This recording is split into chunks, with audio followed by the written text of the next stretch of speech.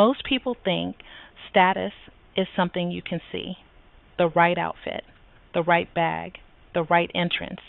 And for years, a lot of us focus on exactly that, trying to look the part, dress the part, perform the part. But here's the thing nobody really talks about. The people who actually belong to those rooms, they're not looking at any of that. They're watching something else entirely, something quieter, something most of us were never taught to notice, let alone control. Small behaviors, almost invisible ones. The way you hold yourself when the conversation pauses, the way your face reacts before your mind catches up, the way you exit a room. These micro signals happen in seconds, and they tell a trained eye everything before you've even said a word. The uncomfortable truth is this: you've already been evaluated before you introduce yourself. Not harshly, not cruelly, but automatically, by people who've spent years in rooms where reading others is just part of the air. So let's talk about what they're actually seeing. Because once you understand it, you stop trying to perform belonging and you start to actually feel it. Number one, how you handle silence. This one gets almost everyone because silence in most social situations feels like a problem to solve. There's a pause in conversation, and something inside you rushes to fill it. You talk faster. You add something unnecessary. You laugh a little too quickly just to break the tension. Sound familiar? Here's what that signals to the room. I'm not comfortable. I don't feel secure enough to just be here. In high status environments, silence isn't awkward. Silence is composure. The woman who can sit in a pause, hold soft eye contact, stay present, let the moment breathe, she signals something rare. She signals that she doesn't need external noise to feel okay about herself. The shift is simple, but it takes practice. Stop treating silence like an emergency. Let it exist. Respond when you choose to, not when discomfort pushes you. Silence isn't empty. It's information, and the way you handle it says more than most people realize. Number two, how you receive attention. Pay attention to what happens inside you when the group suddenly looks your way, when someone praises you in front of others, when you're asked something and all eyes shift. Most of us either shrink, we deflect, we minimize, we say underscore underscore, quote underscore zero, underscore underscore, or we expand a little too much. We get louder, we start performing. We reach for the spotlight because some part of us has been waiting for it. Both of these are completely understandable, and both of them, unfortunately, read as insecurity. What the room notices and respects is something in between. You acknowledge the attention. You receive it with warmth, but you don't chase it. Your tone stays even. Your energy doesn't spike. You allow the moment without grabbing it. The message underneath that behavior is powerful. I'm comfortable being seen. I don't need this moment to define me. That kind of ease isn't something you can fake for long, but it is something you can grow into. Number three, your micro reactions. This one is subtle, and it's probably the most honest signal on this entire list, because your words can be perfectly chosen. Your outfit can be flawless, but your face tells the truth. A laugh that comes half a second too late, a flicker of confusion you try to hide, an expression that's just slightly too enthusiastic for what actually happened. These micro reactions happen faster than thought, and people who've spent time in certain rooms learn to read them without even trying. The most common mistake is overreacting, nodding too hard when someone makes a point, laughing louder than the moment calls for, looking impressed in a way that feels performed. The correction isn't to become cold or blank. It's to become measured, React just enough. Let your expressions be real, but don't amplify them to manage how you're perceived. A quiet smile, a soft nod, a calm quote one instead of quote two. Emotional control isn't distance, it's self-awareness, and self-awareness is magnetic.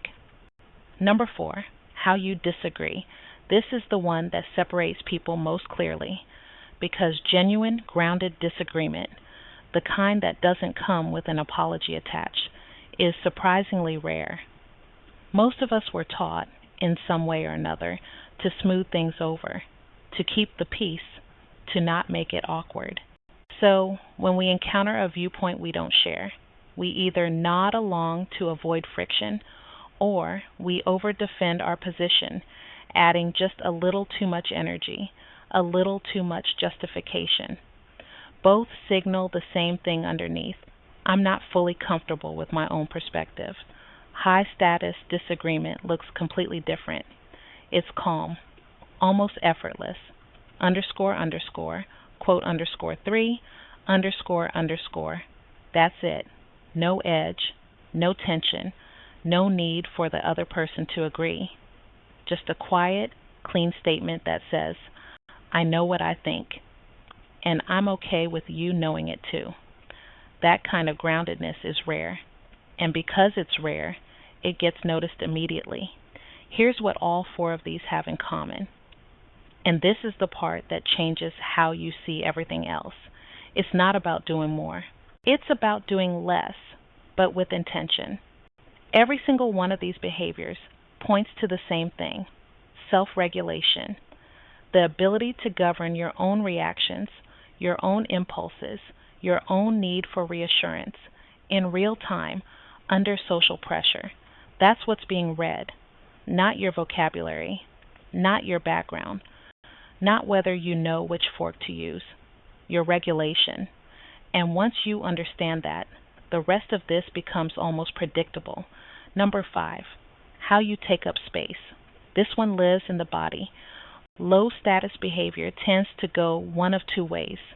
Either we make ourselves smaller, shoulders pulled in, gestures minimal, taking up as little room as possible, as if apologizing for being present, or we overcompensate, posture a little too rigid, movements a little too deliberate, performing confidence instead of feeling it. Both are visible, and both communicate the same thing. I'm not sure I'm supposed to be here. What signals belonging is something different.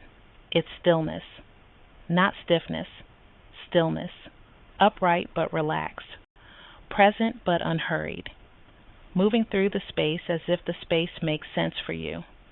You're not fidgeting to release anxiety. You're not posturing to create an impression. You're simply there. And that ease, that quiet physical ease, is one of the most powerful signals in any room. Number 6, your timing in conversation. Timing is underrated, and it shows up in ways most people never think about. The most common mistake is jumping in too fast, speaking the moment a thought arrives, driven by that low-key fear that if you wait, the moment will pass and you'll be invisible. The other version is waiting too long, missing the natural entry point, then inserting yourself a beat after the conversation has moved on. Both feel off. Both signal the same thing. You're reacting to the conversation rather than being part of it. What lands differently is deliberate timing. There's a brief pause between someone finishing and you beginning. Not long enough to create awkwardness, just long enough to show that you actually received what was said before responding to it. It communicates something that's genuinely rare. You're not waiting for your turn to talk. You're actually listening. In a world full of people preparing their next sentence while pretending to hear you, that registers. Number 7, how you end interactions. Nobody talks about this one enough. Most of the focus goes to entrances, how you walk in, how you introduce yourself, the first impression. But endings matter just as much. sometimes more, because endings are where the real impression solidifies.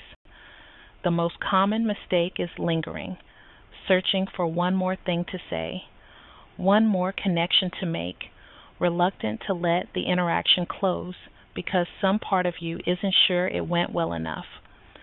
The other version is leaving too abruptly, suddenly out of social fuel, ending things with an energy that feels slightly off. Both leave a small residue of friction. The behavior that reads as refined is clean closure, a warm, brief acknowledgement, a composed exit. It was really lovely talking with you. Simple, genuine, complete. Not a list of everything you appreciated. Not promises you don't intend to keep. Just clarity. Because the way you leave a room is often what people remember most. And a clean exit says everything. I was fully present, and now I'm choosing to move on, which brings everything back to one idea. Subtle control defines belonging. Not loud confidence, not visible effort, not the right labels or the right look. The quiet, consistent regulation of your reactions, your timing, your presence. That's what communicates that you understand the room. And here's what's beautiful about all of this. These aren't things you're born with. They're things you notice, then practice, then slowly, gradually make your own. The anxiety of do I belong here starts to get quieter. Not because you performed your way in, but because you've stopped performing altogether. You're not trying to be seen a certain way. You're just present, aware, regulated. And that, in any room, at any age, in any season of your life, is the only thing that actually compounds. Most women will never think about any of this. They'll keep adjusting the surface, the outfit, the opener, the image, and wonder why certain rooms still feel just out of reach. But now you see where the real conversation is happening. So the next time you walk into a high-level environment, a dinner, a meeting, a room that feels bigger than you, don't ask yourself how to impress. Ask yourself what you're already signaling without realizing it, because that's exactly what they're reading. And if you want to keep going deeper into this, the unspoken codes, the social patterns, the small things that quietly shape who gets access and who gets overlooked, stay close, because this is just the beginning.